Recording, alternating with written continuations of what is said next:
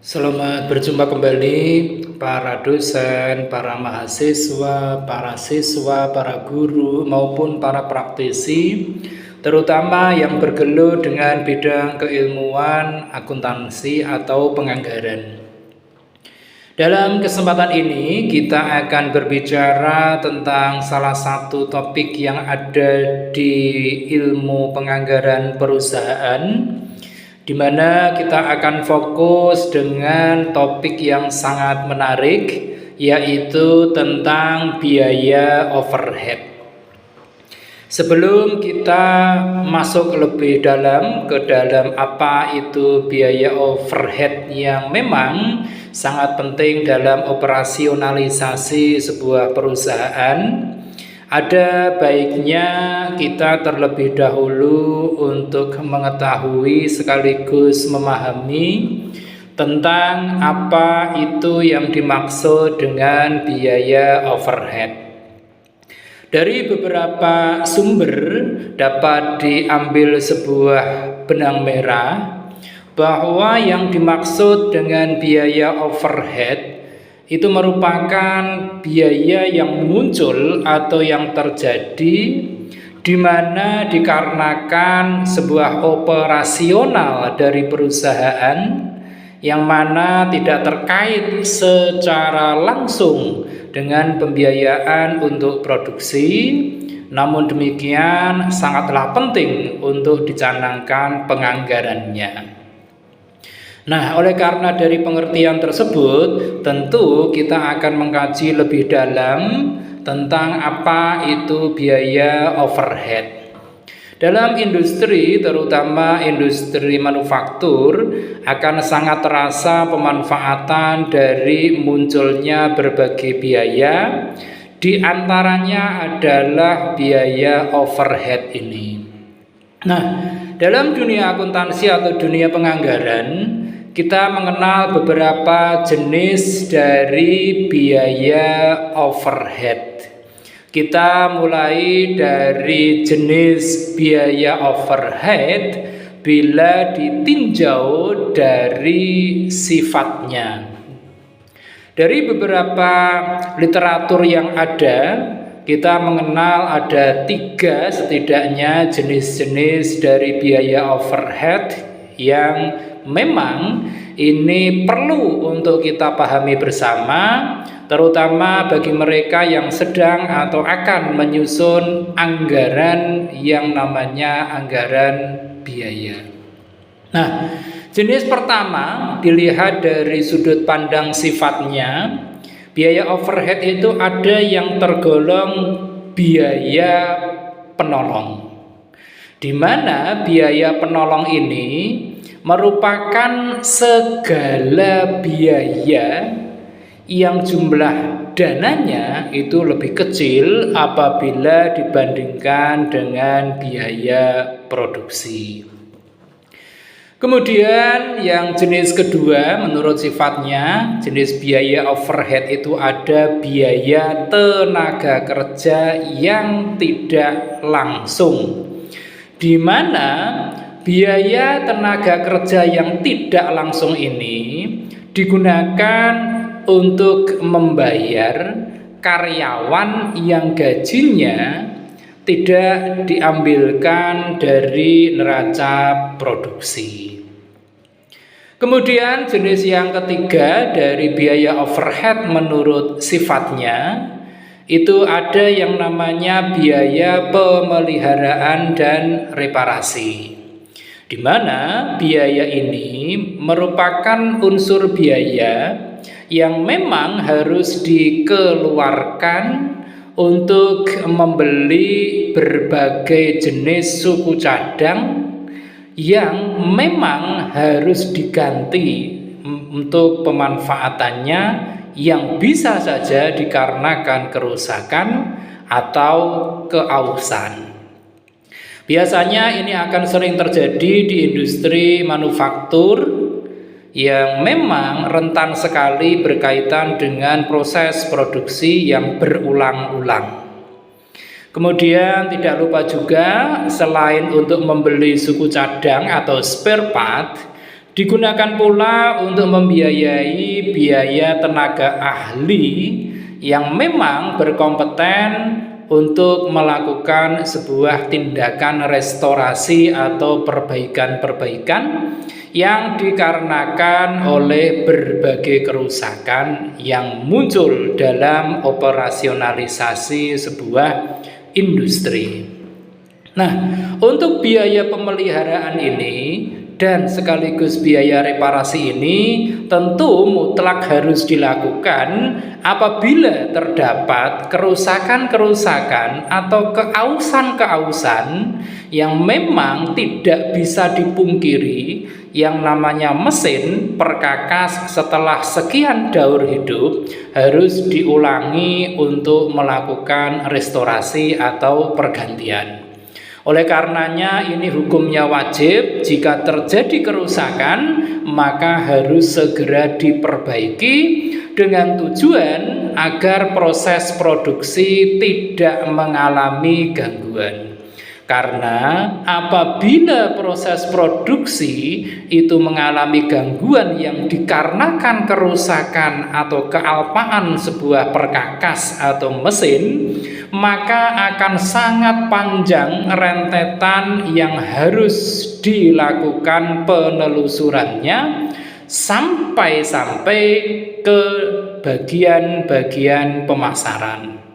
Mengingat yang namanya mesin, yang namanya perkakas itu telah melampaui sekian waktu produksi, sehingga semakin hari kemampuan atau kapabilitas dari perkakas tersebut tentunya akan terus mengalami penurunan.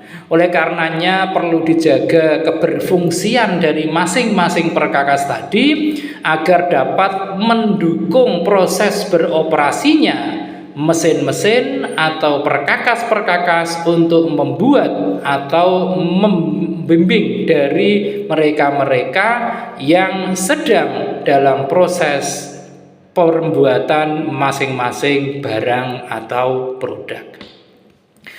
Kemudian setelah kita bicara tentang biaya overhead dari sisi sifatnya, ada juga jenis-jenis biaya overhead kalau kita tinjau dari sudut pandang yang lain itu bisa digolongkan berdasarkan dampak perubahan produksi. Ini juga menjadi sangat penting bagi mereka yang sedang atau akan menyusun sebuah anggaran produksi. Yang pertama itu adalah kita tentu sudah sangat familiar dengan adanya istilah biaya tetap. Nah, biaya overhead menurut dampak perubahan produksinya ini salah satu kuncinya adalah di biaya tetap.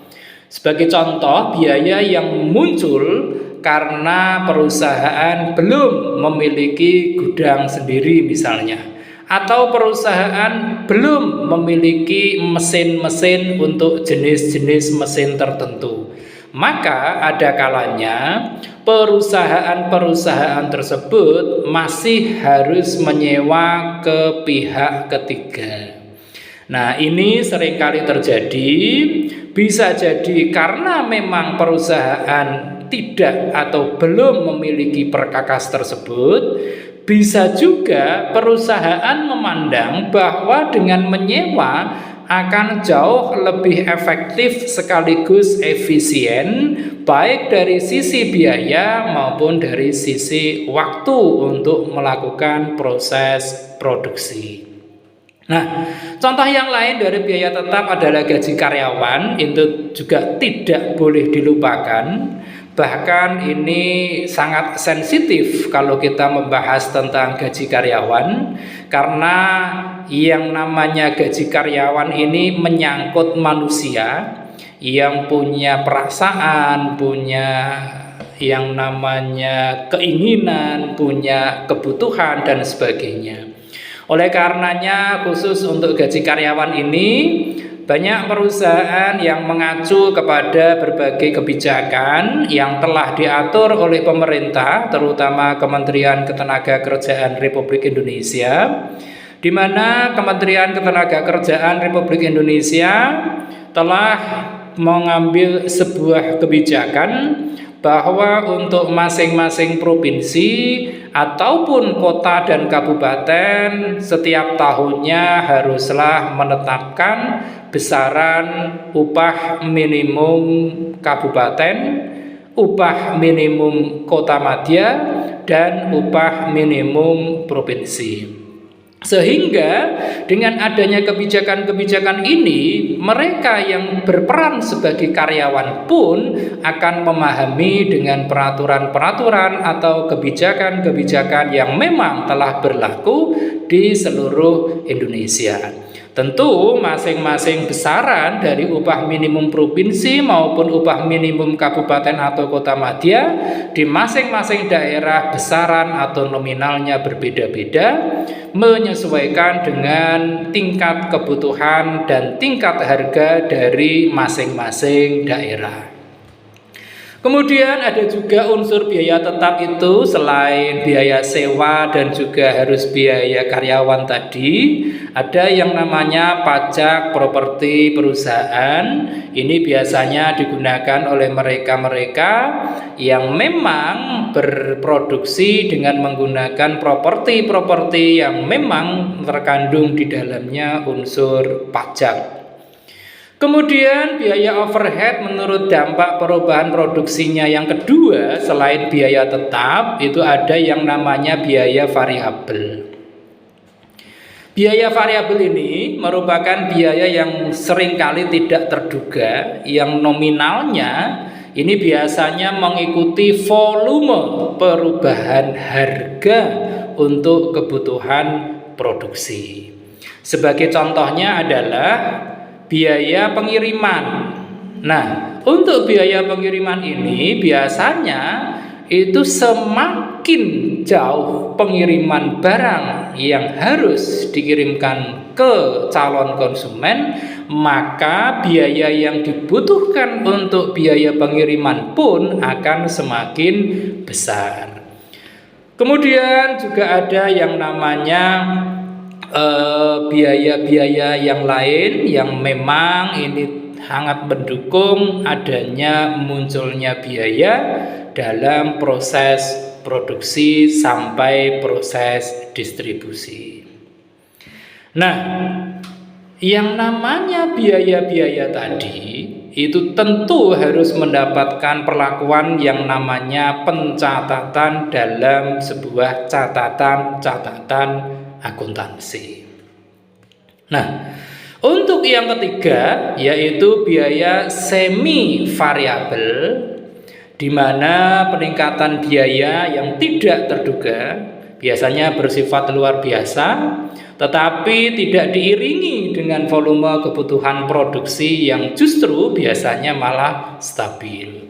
Contohnya adalah biaya listrik, kemudian juga ada biaya yang dikeluarkan oleh perusahaan untuk membayar sejumlah nominal atas air yang digunakan.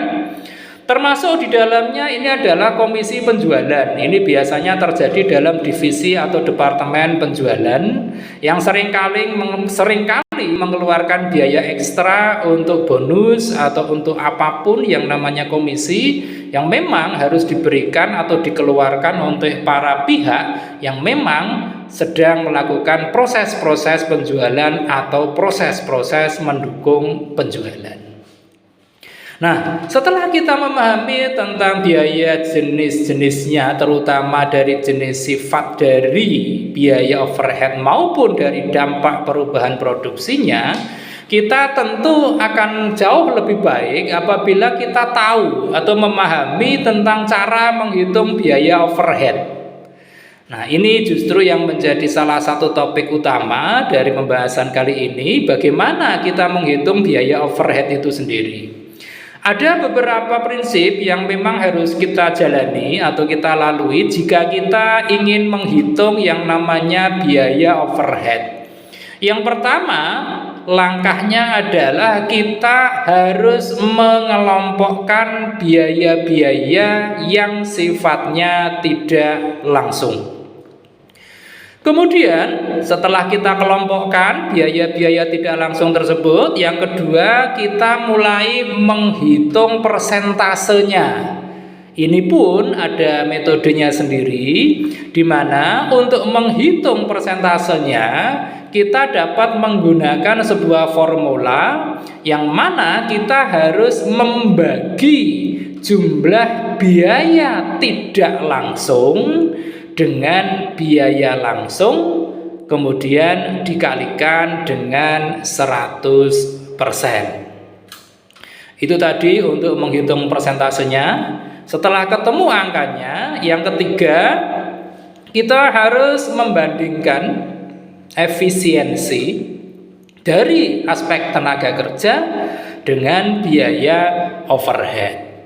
Contohnya, kita akan menghitung total biaya overhead itu seperti apa. Maka konsep yang ketiga ini dengan membandingkan efisiensi tenaga kerja dengan biaya overhead, maka dapat dihitung dengan total biaya overhead dibagi dengan biaya tenaga kerja dikalikan dengan 100%.